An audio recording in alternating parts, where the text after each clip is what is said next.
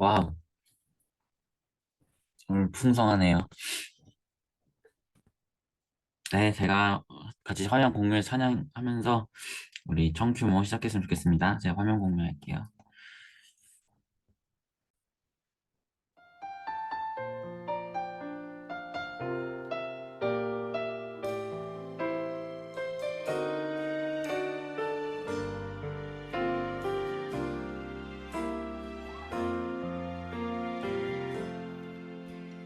둘러봐도 보이지 않고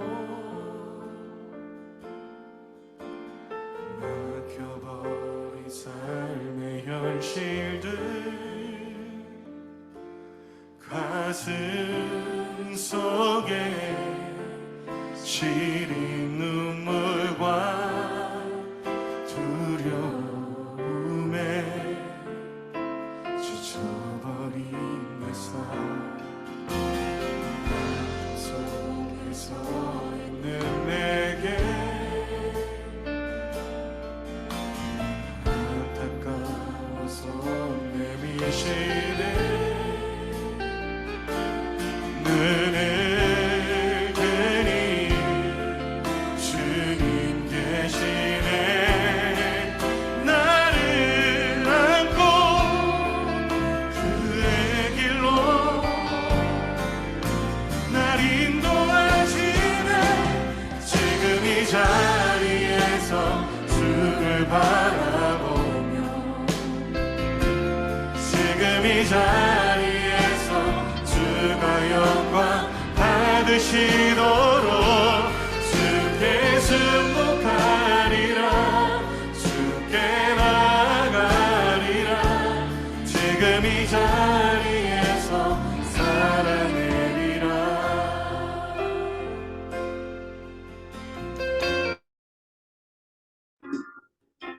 자, 기도하겠습니다.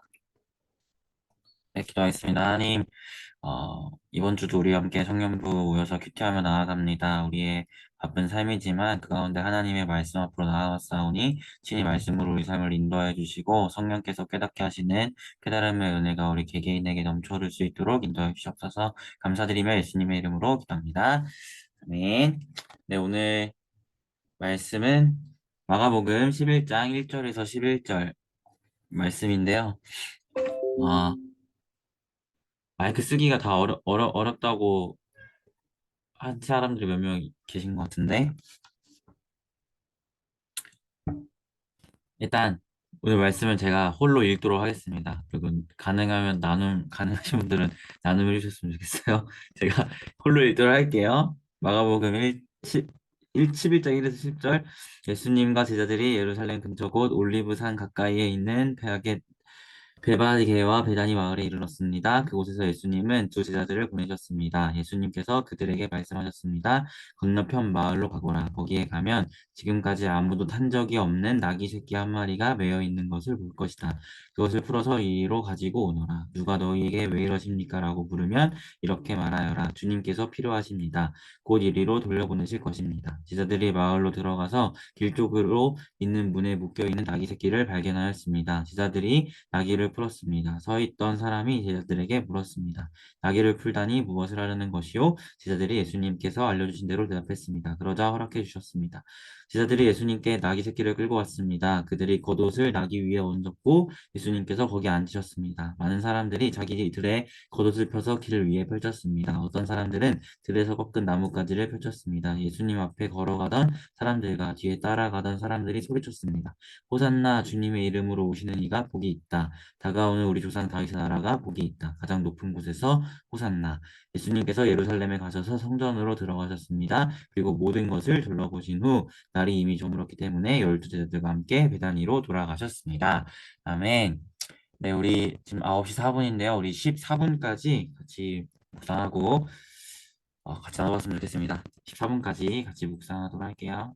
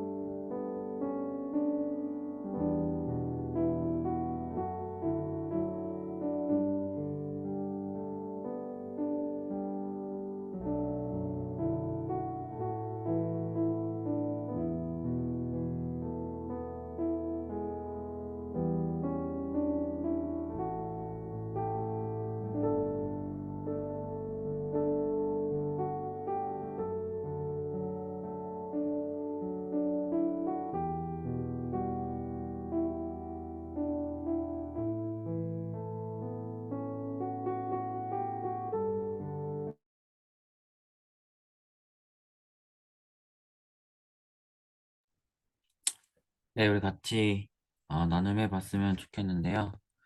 우리 본윤이는 말 못한다 그랬고, 은서도 말 못한다고, 은서는 말 못한다고 했으니까. 적었어요? 그거 카톡으로 찍어 보내주시면 제가 읽어드리도록 하겠습니다. 우리 선아부터 혹시 나눠줄 수 있을까요?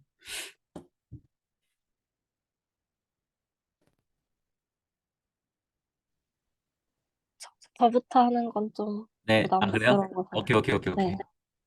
오케이. 민주 전사님 말할 수 있나요? 네, 제가 화면은 안 보이는데, 네. 어, 일단, 잠시만요. 어, 저는 이,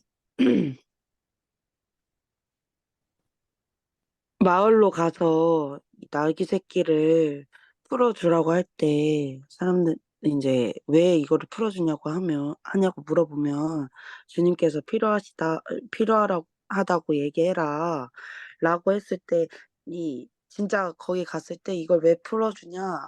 라고 해서 제자들이 이제 주님께서 필요하신답니다. 라고 하니, 그냥 바로, 이제, 허락을 해주신 이 부분에, 이 나귀의 주인의 마음을 한 번 더 자세하게 보게 된 시간이었던 것 같아요.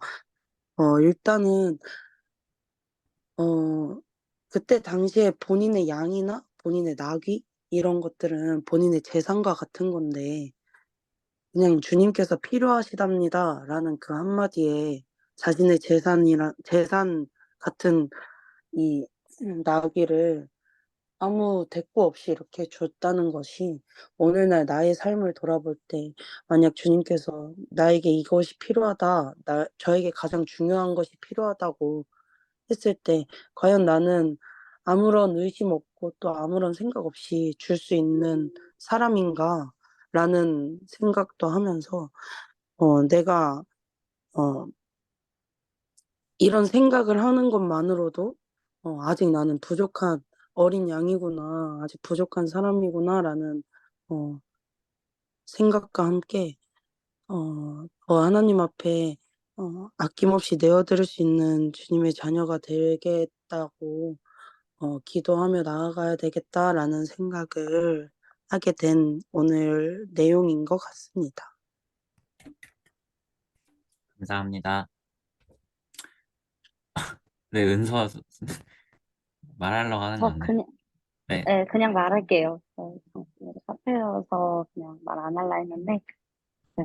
일단 말하자면 저는 그냥 예수님의 모습이나 또 이름 없이 등장한 그 나귀의 주인이나 그쭉 보면은 순종이 좀 먼저 떠오르더라고요.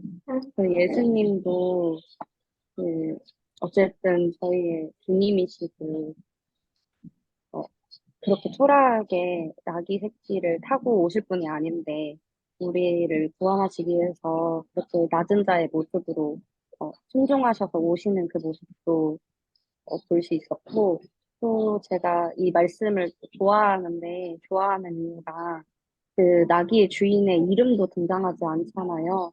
근데 나귀의 주인이 그 나귀를 내어줄 때 딱 하나 그냥 주가 쓰시겠다 그 말 하나에 순종하면서 나귀를 내어주는 그 주인의 모습이 저한테 기억에 많이 남았었는데 그냥 이 모습이 그냥 낮은 자의 모습대로 하나님의 뜻에 순종하는 그 모습이 크리스찬인 저의 모습이어야 될 텐데 때때로 그 하나님의 뜻에 그 타당한 이유와 또, 또 주님의 뜻에 순종하면서 뭔가 내가 드러나길 바라는 그 모습을 보였던 제가 좀 반성하게 됐고 낮은 자의 모습으로 순종해야겠다는 생각을 하게 됐습니다. 네, 우리 본윤 순자님 보내주셔서 제가 읽어드리면 본윤 순자님 나눔입니다. 제자들이 주님의 말씀을 따라 나귀를 찾으러 간 것, 나귀의 주인이 필요하시다는 말에 바로 허락했던 부분에서 제자들과 주인의 순종함이 돋보였습니다. 우리의 삶 속에서 주님이 부르실 때 스스럼 없이 무엇이든 순종할 수 있는 순간은 매우 적었을 것입니다. 때문에 순종을 행하는 것이 말씀에서 우리가 삶에 적용해야 할 부분이라고 생각했습니다. 라고 본인이 나눠졌습니다. 근데 본인이 나갔네요. 어쨌든 본인이 나눠졌고요. 혹시 선아 나눌 수 있을까? 네. 저는 이 군중들이 겉옷을 벗어서 거의 레드카펫 깔아주듯이 하고 호산나라고 외치는 게 사실 착각 때문에 그런 거면 그 착각인 거를 사람들이 알고 나서 예수님을 떠나가진 않았을지 궁금증이 생겼습니다. 저 그래서 예수님 십자가 못 박았나 싶기도 하고 저는 오늘 말씀 보면은 결국 스가랴 9장 9절의 예언의 성취인데 사실 이 나귀 새끼를 타는 것은 구약 성경에서 다윗의 모습을 재현하시는 거거든요. 다윗이 요나단 그 아, 요나단이 아니라 누구야? 아들 압살롬에게 쫓길 때 이제 나귀를 타고 도망가는 고난의 시기에 나귀를 타고 도망을 가게 되는데 사실 예수님께서 이제 나는 다윗과 같은 위대한 정치적인 왕이 아니라 다윗이 고난받았던 것처럼 고난받으려고 이제 온 왕이라는 표시를 사실 나귀를 탐으로써 예수님이 보여주시는 건데 이제 무리들은 선아의 말처럼 착각하고 잘못해서 이제 레드카펫 같은 걸 깔아주게 된 거죠. 근데 우리가 참 보면은 하나님의 때와 타이밍에 맞춰서 그런 것들을 하는 게 되게 중요하다라는 생각이 들어요. 왜냐하면 예수님께서 마지막에 계시록을 보면 이 땅에 이제 오실 때 백마 타고 오시거든요. 백마 타고 그때 진짜 구원의 왕으로 호산나 우리가 찬양해야 될 그 구원의 왕으로서 그때 오시는데 요 당시 이 말씀 오늘 말씀의 그 부분에서는 백마가 아니라 의도적으로 다윗이 고난받았던 그 모습처럼 나귀 새끼를 타면서 난 고난받으러 가는 길을 이렇게 보여주는 걸 봤을 때 군중들이 했었던 찬양이 그 마지막 때에 우리가 할 그 찬양의 모습이었으면 참 좋았을 텐데 이 하나님의 때와 상관없이 자신의 야망과 욕심에 휩싸여서 정말 하나님의 때와 상관없이 하는 그런 일들을 좀 보게 됐어요. 그래서 우리가 하나님을 따를 때 언제나 이 하나님의 때와 하나님의 마음에 부합하게 하는 것이 너무 중요하다. 찬양을 하더라도 예배를 하더라도 정말 하나님의 마음에 부합한 예배, 부합한 찬양 이런 것들을 행하는 것이 우리에게 너무나 필요하다라는 좀 묵상을 하게 됐고 예수님께서 마지막에 성전을 둘러보셨다고 하는데 이거는 뭐 묵상은 아니고 어떤 마음이셨을까? 이제 곧 이번 주에 죽으시는 거거든요. 이제 곧 일주일 안에 죽으시는 건데 어떤 마음으로 돌아보셨을까? 이거는 약간 하부르타 상상 질문을 여러분에게 한번 던져보고 싶습니다. 어떤 마음으로 성전을 둘러보셨을지 저도 좀 궁금해가지고 어쨌든 우리가 하나님의 마음과 때에 맞는 그런 우리의 헌신과 섬김을 온전히 드리는 우리가 되었으면 좋겠고 비록 십자가 지시기 전에는 나귀를 타셨지만 재림하셔서 우리 구원을 완성하실 때에는 백마 타고 오셔서 우리가 그 분 앞에 호산나 정말 구원의 주를 찬양하는 우리가 될 것이라는 걸 기억하며 나아가는 우리가 되었으면 좋겠습니다. 자, 우리 같이 뭐 기도하고 제가 마무리로 기도하고 마쳤으면 좋겠는데 여러분 개인에게 주셨던 그 마음들 놓고 같이 기도하고요. 제가 마무리를 기도하고 마치도록 하겠습니다. 기도하겠습니다. 하나님 아버지, 우리가 이 시간 함께 전부 수요일에 말씀하고 나왔습니다. 그 말씀 삶에 깊숙이 적용되어서 이 삶을 바꿔들어가는 은혜가 있을 수 있도록 인도하시고 이 말씀을 통하여 이 삶이 될 수 있도록 인도해 주십시오. 기도하겠습니다. 하나님, 바쁜 삶 가운데서도 우리를 불러주셔서 당신 말씀 앞에 서게 하심이 감사합니다. 우리를 대신하여 죽으시기 위해 이 땅에 오신 예수 그리스도를 다시 한번 기억할 수 있는 이 시간 될 수 있도록 인도하시고 특별히 오늘 말씀 가운데에 우리 각자에게 주셨던 그 하나님의 말씀들을 우리가 붙잡고 남은 한 주도 힘차게 하나님의 기쁨으로 살아가는 우리가 될 수 있도록 인도하여 주시옵소서. 감사드리며 예수님의 이름으로 기도합니다. 아멘. 네, 모두 고생하셨고, 우리 참여해주신 모두 다 감사합니다. 주일에 뵙겠습니다. 고생하셨습니다.